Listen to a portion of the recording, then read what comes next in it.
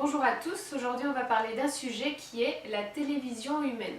Alors j'ai remarqué dernièrement en regardant la télé, je regardais la télé avec les différentes chaînes et puis j'ai zappé un moment parce que bon, il y avait une émission qui ne me plaisait pas et il y avait un commentateur donc, qui discutait sur un thème X et j'ai zappé parce que ça ne me plaisait pas. Mais après en zappant, je me suis dit tiens, je suis en train de regarder une seconde chaîne qui continue. Je reviens sur la précédente et je vois que ça a continué sans moi, que je n'ai pas entendu ce qu'il disait.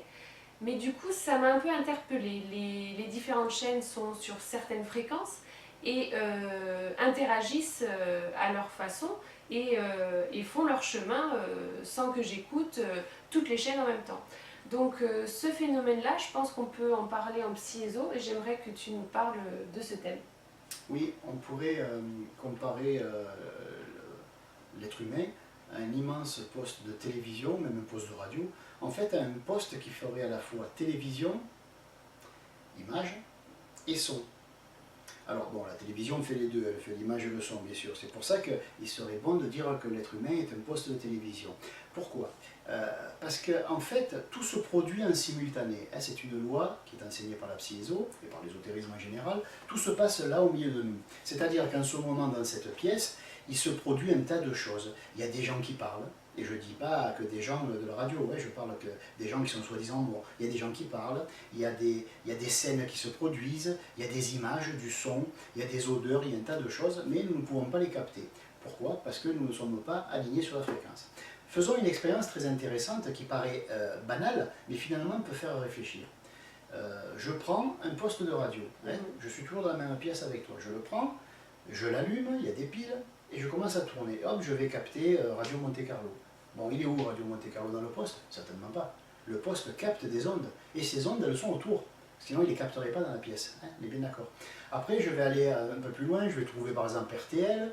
Donc RTL et Monte Carlo sont différenciés, mais ils sont différenciés en étant distants l'un de l'autre de combien? Ce n'est pas une question de distance. Toutes les ondes sont là, interpénétrées. Elles sont en même temps ici, mais on va dire qu'en tournant la molette, je peux choisir entre Monte Carlo et RTL. Après, on peut faire une expérience encore plus intéressante. On peut installer un poste de télévision devant nous, dans cette pièce.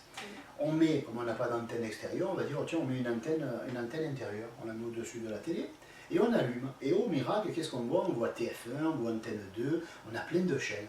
Où elles sont ces chaînes, s'il te plaît? Elles sont dans la télé? Certainement pas. La télé n'est qu'un poste qui permet de retranscrire des ondes en images et en son. Mais où sont ces images et ce son en général? Où sont ces ondes qui sont par la suite retransmises sous forme d'images et de son? Elles sont dans la pièce. Maintenant, on va aller plus loin. Après le poste de radio qui ne peut capter que le son. Son qui, je le rappelle, se trouve déjà dans la pièce. Hein, il n'est pas ailleurs. Bon. Après, l'exemple de la télé qui peut capter le son et en plus l'image. Son et image qui, sous forme de fréquence vibratoire, sont déjà dans la pièce et pas dans la télé. Et si nous inventions un appareil plus sophistiqué, qui soit un mélange de télé et de radio, mais encore plus puissant, encore plus subtil, et qu'en tournant un bouton, qu'est-ce que nous voyons? Notre arrière-grand-père en train d'œuvrer de l'autre côté dans l'invisible, parce qu'il est mort. Ça serait formidable. On aurait un appareil et on tournerait les boutons, et en tournant les boutons, on s'apercevrait qu'on verrait notre grand-mère qui est dans un champ. Elle s'amuse à planter, ça ne sert à rien, mais elle adorait faire ça sur Terre, elle le plante. Après, on monterait en fréquence et on irait sur un autre plan qui serait un plan supérieur, mais pas en position géographique, bien sûr, mais supérieur en fréquence. Hein. Après, je ne sais pas moi, après 100 000 points Hertz, 102 000 points Hertz par exemple. Voilà. Donc on monte en fréquence et on aurait les images d'une plage. Et sur cette plage, on verrait des enfants courir et parmi ces enfants, on se dirait, tiens, cet enfant-là me dit quelque chose. Ben oui, c'est le fils du voisin qui est mort à 3 ans. Oh, ben c'est marrant, là il est à peine plus grand et il court, il s'amuse. Bon, apparemment il est pas malheureux. Ça serait dommage, c'est dommage que sa mère ne puisse pas le voir courir avec d'autres amis de son âge et être heureux comme ça. Et c'est parce que, alors maintenant je peux encore poser la question, ce petit appareil ou cette espèce de super télé, est-ce que tout ça c'est dans la télé? Ben non, ce n'est pas dans cet appareil pour capter l'après-vie. L'après-vie, elle est là, elle est autour de nous. Donc on va dire que pour aller plus loin, est-ce qu'on pourrait inventer un poste de ce genre, une espèce de super télé qui capterait l'après-vie? Moi j'y crois, oui, pourquoi pas. Pourquoi pas, il y en a qui en ont parlé déjà, qui ont fait, j'ai rien inventé, hein, ils ont fait allusion il y a des années en arrière, il y a 25 ans de ça, il y en avait qui en parlaient. Bon, il y en a même un qui dit avoir fait ce genre d'instrument, mais bon, On a mis de côté et l'instrument et l'inventeur, inutile de dire pourquoi, ça aurait été une vraie révolution et on n'était pas prêt d'après certains. Voilà. Donc on va dire que on n'a pas besoin de postes de radio, on n'a pas besoin de postes de télé, parce que ce que nous voulons capter, c'est pas RTL, c'est pas France 3, c'est pas Antenne 2, tout ce que nous voulons capter, c'est tout ce que nous nommons l'invisible. Or, nous avons en nous de quoi capter cet invisible. Au lieu d'avoir des molettes qui font tourner un variateur, ou je ne sais pas comment ça s'appelle, au lieu d'avoir une zapette qui permet de passer de la TF1 à Antenne 2 ou à Télé Monte Carlo, que sais-je, ou RTL 9, ben à ce moment-là, nous avons dans notre corps, nous avons l'équivalent de ces molettes. Et l'équivalent de ces molettes, ben, tout simplement, ce sont nos glandes endocrines. Nous avons 7 glandes endocrines, les plus connues étant la pinéale, la thyroïde par exemple. Bon, mais il y en a 7, c'est pas ce qui manque. Hein. Bon, donc ces 7 glandes sont 7 portes, 7 moyens de capter l'invisible. Alors, bien sûr, une télé, quand on l'allume, selon si elle est préréglée, qu'elle a des stations préréglées, on va avoir sans les chercher des chaînes.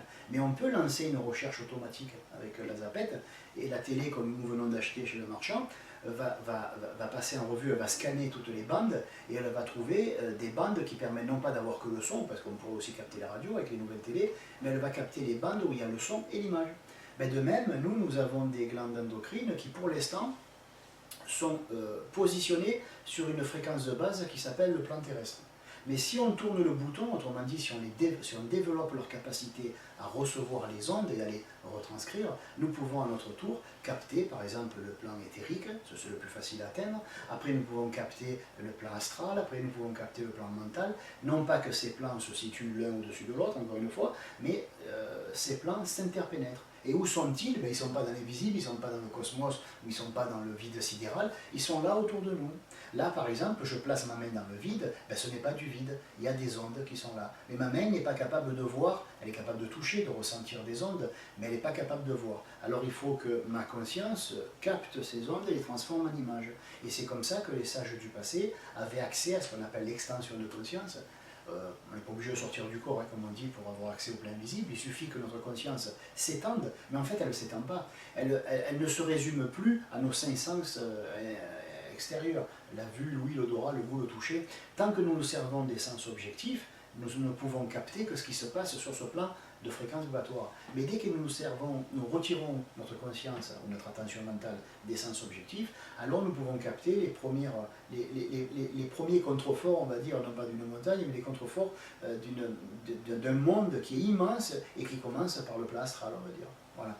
Donc, celui qui est capable de comprendre comment fonctionne une radio, ben, il peut comprendre que nous sommes tous nés, et là je demande aux vidéo-auditeurs de bien m'écouter, parce que je ne le dirai pas 2 fois, c'est un véritable cadeau que je fais, parce que normalement c'est dans les enseignements, nous sommes tous nés avec 7 stations préréglées. Et ces 7 stations préréglées, elles sont préréglées sur les 7 plans principaux de l'humanité. Hein, le plan physique, vital, astral, mental, causal, bouddhique, atmique. Donc il suffit de savoir comment enclencher, comment transformer la vibration de ces 7 glandes en vibrations qui lui correspondent, vital, astral, mental, causal, etc., pour voir, sentir, goûter, toucher les plans invisibles. C'est juste un travail qui n'est pas plus long et difficile que d'apprendre à faire du patin à roulettes. Je pense que c'est plus facile, parce que mes fesses se rappellent encore des difficultés que j'ai eues à tenir sur des patins à roulettes. C'est pas plus compliqué que d'apprendre à faire de la moto, c'est pas plus compliqué que d'apprendre c'est peut-être un peu plus compliqué que d'apprendre à tricoter, d'accord, mais franchement, ce n'est pas plus compliqué que d'apprendre à faire de la planche à roulettes, par exemple. Voilà. Le temps qui a été accordé à maîtriser la planche à roulettes et à faire comme ils font les jeunes là, sur les skateboards, bon, ben, ce même temps qu'ils ont passé, quel que soit ce temps, ils auraient passé à développer, enfin pas développer, mais on va dire à transformer la vibration de base des glandes endocrines, parce qu'elle en a 2, une vibration qui est ancrée, on va dire, sur le plan physique, et une vibration qui est désancrée du plan physique et qui permet de faire les 7 plans. Hein, voilà. Bon, on va dire que c'est comme si on disait, pour l'instant, on ne se sert que de notre main gauche. Et un jour, on s'aperçoit qu'il y a la main droite, on envoie l'influx nerveux, et hop, d'un coup, la main droite se met à bouger. On dit, hop, c'est la même loi. De même que je bouge la main gauche, je peux bouger le bras et la main droite. Mais de la même façon, on va dire que tout est double. Chacune de nos glandes a deux niveaux fréquentiels qui sont préréglés. Le premier, 7 fois, on trouve le plan physique, qui nous permet d'avoir des sens différents. Hein. et 5 en particulier. Et après, nous avons, on va dire, une deuxième activité de ces glandes qui, pour l'instant, on ne sait pas les faire fonctionner à ce niveau-là, qui sont pré-réglées sur les 7 couches vibratoires. Hein, voilà. Donc, nous naissons tous les êtres humains, sans exception, naissent avec les 7 glandes endocrines principales qui sont pré-réglées, et sur le plan physique, et sur les plans psychiques intermédiaires, et sur les plans invisibles. Donc, nous pouvons, juste en faisant passer l'énergie sur un autre aspect de la glande, sur un autre plan, nous pouvons arriver à capter les plans invisibles et s'y retrouver en conscience. Voilà. Alors, si vous avez des questions sur ce sujet passionnant, n'hésitez pas à nous les envoyer à l'adresse qui s'affiche en bas de l'écran. Merci, à bientôt.